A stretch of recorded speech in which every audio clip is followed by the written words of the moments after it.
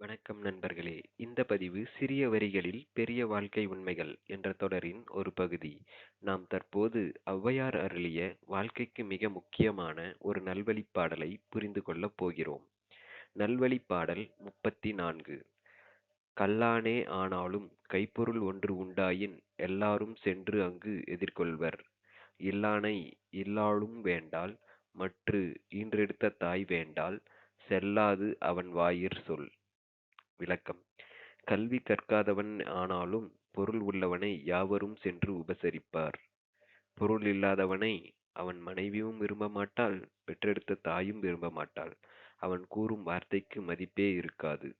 English meaning: Everyone will approach and treat a wealthy man with respect, even if he is uneducated.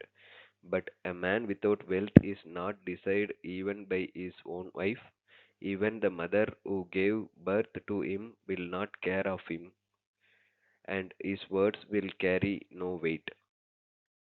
மீண்டும் ஒரு நல்ல பதிவில் சந்திப்போம். நன்றி. வாழ்க தமிழ், வளர்க மனிதநேயம்.